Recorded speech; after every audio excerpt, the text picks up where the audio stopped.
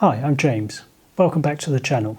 And if you're new here, I suggest you click on the card on the top of your screen now to get an insight and an introduction to what this series is all about. But today we're going to make a start on our CAD tutorials. Now I apologise, this first episode is going to have quite a bit of theory to it, and if you're new to the subject it might seem a bit overwhelming at first. But don't worry about it. As we move through the series, you'll find out that what I'm about to present to you isn't really essential to know, but it is really useful to know. So we can come back to it later if you don't pick up on it first time round.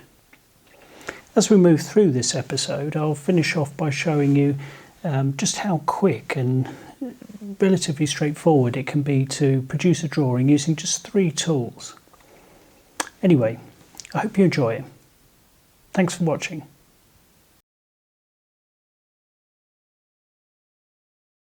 Now, it seems to me a great way to describe what a CAD drawing is to compare it with another type of image that we are familiar with if we look on our computer screens. So, up on the screen I'm going to place 2 images, and they both show the British Rail logo. Now, I think it's a brilliant logo, but that aside, the first image is a photograph of a cap badge that would have appeared on a member of BR staff's uniform. The second image is a CAD drawing of that same BR logo. Now, taking the cap badge first of all, and if we have a look at that big on the screen, we can see that it's actually composed of a number of painted pixels, and those painted pixels are arranged in the shape of the logo, and that's what we see. Now, if we zoom in, we can see that those pixels, they start to become a bit fuzzy, and we would say that is a pixelated image, and it's really very low quality when we zoom in. Now compare that for a moment with the CAD drawing of the same logo.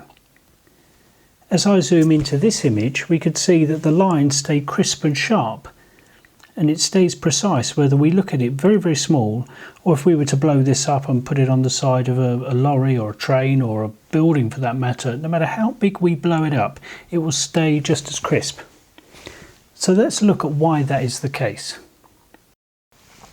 So what you can see on the screen here is a screenshot from the CAD software that I use in my day job as a design and technology teacher. In fact, this is the software I use to teach youngsters computer-aided design. And for many reasons, it's ideal for our purposes now. The screen isn't too cluttered with complicated controls, and we could just have a look at what we need to do. Now, I've got the BR logo in front of us, and this typically is a drawing that I might give my students to draw. So I would give them this printed out on a piece of paper, and it has most of the measurements, in fact it has all of the measurements they would need to recreate this drawing.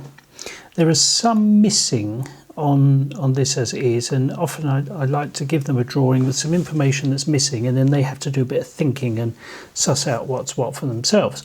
However, if we have a look at it, we'll see that if we take this line here, for example, it's 50 millimeters long. This line here is measured at an angle of 30 degrees upwards from the horizontal, 90, and overall it's 175 millimeters wide. These are the sorts of measurements that we would use when we draw something on the screen. However, the measurements we use are slightly different to those that the computer understands.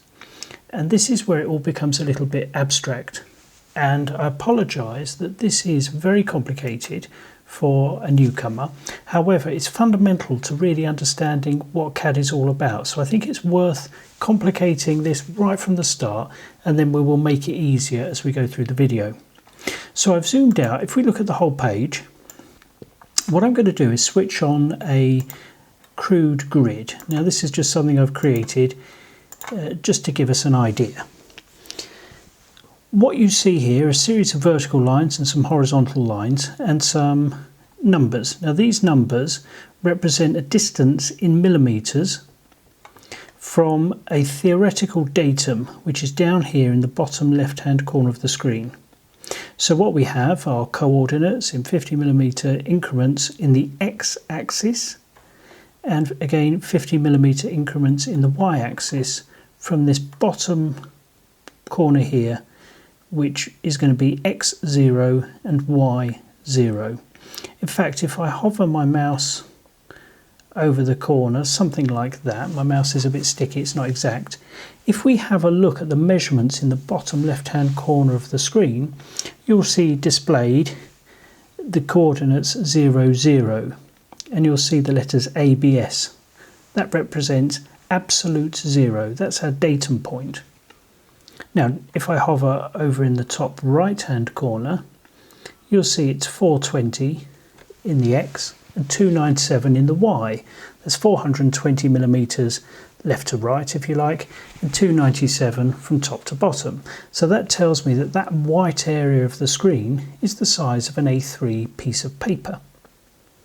Now, this is relevant because the computer stores information about all of the lines and all of the points that we draw relative to this 00 datum.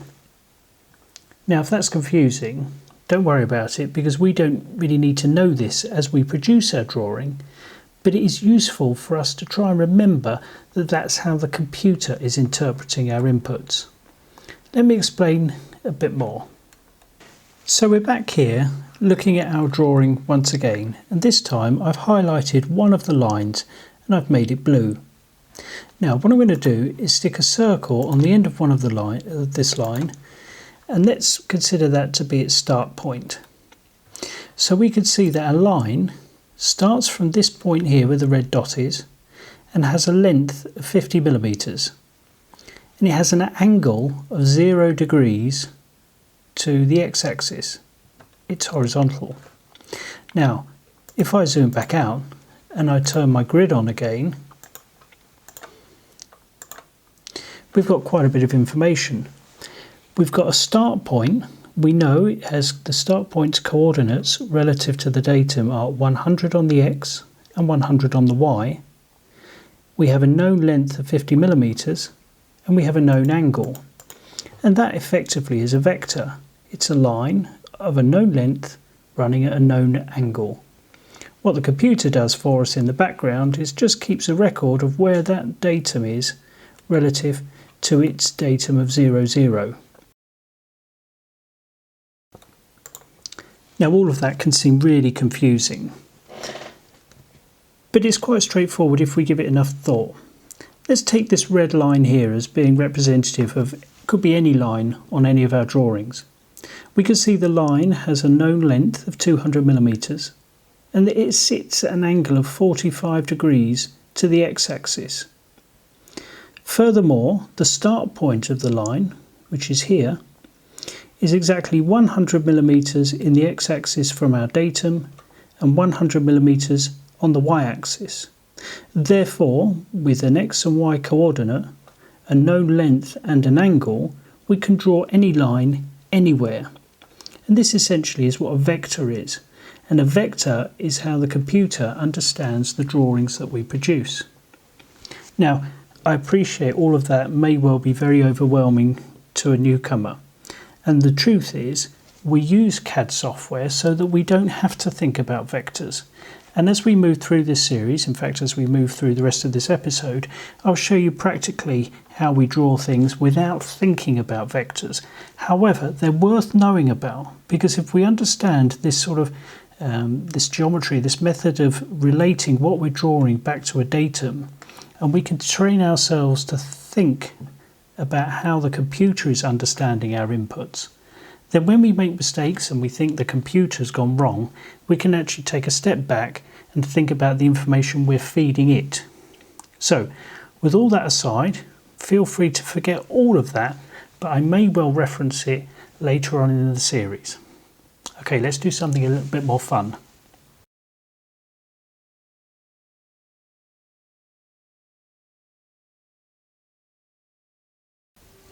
So I'm well aware that everything I've just said can seem a bit overwhelming.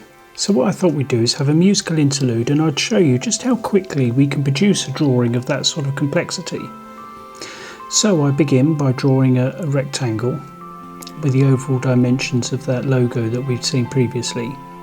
I'm using a simple tool which on this piece of software they call the contour tool, and I'm able to use that to offset the sides of the rectangle, and this gives me the principal geometry for the BR arrow logo shape. So you'll see me now put the horizontal lines in. Now I'm going to change colour and start to draw the arrows of the logo. And because I've already set up the kind of the key geometric points, I'm able to pop these lines in really quite quickly. As I say, this is all real time, and typically I think it would take a student of mine at school maybe an hour, maybe hour and a half, maybe 2 hours tops to reach this level of sort of comfort with drawing at this speed. But once you've got the practical tools sorted, it really doesn't take long. So what I'm trying to show you here is all that theory I told you previously isn't really of practical relevance day to day when we're drawing. It's useful to know it, but what you're seeing me use here basically is one simple tool, well, line tool, the offset tool, and in a moment I'll use the delete tool to trim all of this up. So having set out my principal geometry, I can delete my construction lines, which I put in black. And the red lines are giving me all my key datums, so I can draw the lines in really quite quickly and the drawing will be finished in no time. So I don't know how long this has taken, probably 2 minutes, probably taking me a bit longer than it normally would because I'm filming it at the same time. But you get the idea, CAD doesn't need to be complex. And I'll show you the practical tools so that you too can produce drawings as quickly as this and as accurately as this. Well, after all of that, and as the lullaby plays on, I think maybe now this is a good time to end this first episode. I hope you've found what you've seen useful, and I hope I didn't bore anybody. Before you all reach for the dislike button and leave a miserable comment, our next episode we'll make a start on the drawing of Bodiam Station, and I'll show you some very practical tools so that you can make a start yourself. Anyway, until next time, thank you very much for watching, and I'll see you again. Bye bye.